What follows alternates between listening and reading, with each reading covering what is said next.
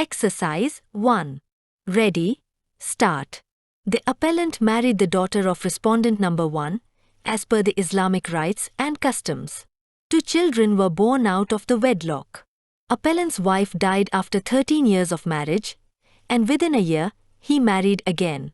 Respondent number 1 maternal grandfather, respondent numbers 2, 3, and 4 maternal aunt and uncles of the minor children, girl aged 13 years and boy aged 5 years, initiated proceedings under Section 7, 9 and 17 of the Guardian and Wards Act, 1890 for appointment as guardians.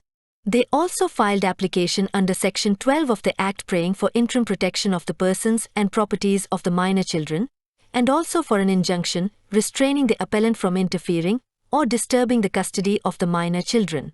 Family Court passed an interim order restraining the appellant from interfering with the custody of the children with the respondent. Appellant challenged the order. Family Court set aside the said order of injunction.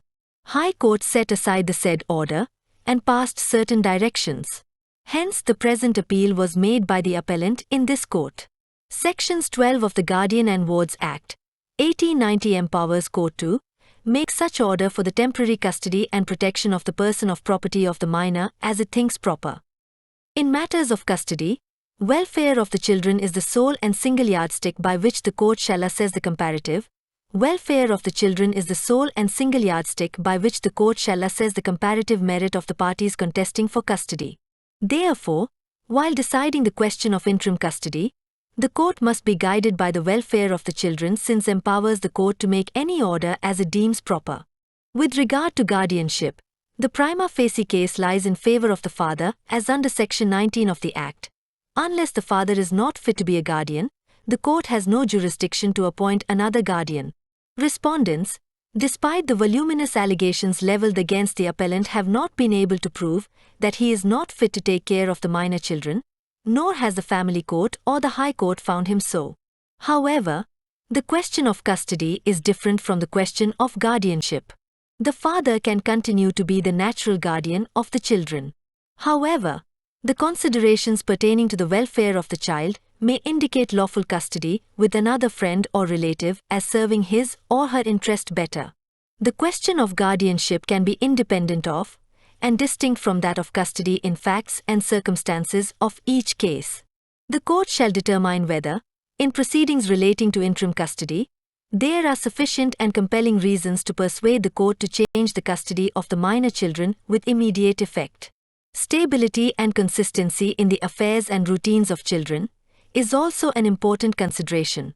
Keeping in mind the paramount consideration of welfare of the children, the custody of the children which currently rests with their maternal relatives is not disturbed, as the scope of this order is limited. The appellant, in response to these submissions, contended that the High Court could not interfere with the findings of the Family Court unless serious infirmity is proven. The decisions cited by the respondents were distinguished on the ground that these decisions concerned findings that were recorded after a full-fledged trial and not an order passed as an ad interim relief granting custody to one of the parties. The High Court in its impugned judgment had held that while appointing the guardian or deciding the matter of custody of the minor children during the pendency of guardianship proceedings, the first and foremost consideration for the court is the welfare of the children. The factors that must be kept in mind while determining the question of guardianship will apply with equal force to the question of interim custody.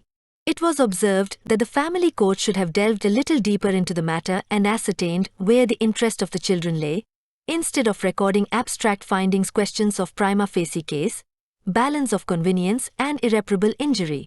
The terms on which the appellant and his deceased wife were, the manner in which the respondents obtained the custody of the children are questions that should be determined during the course of trial.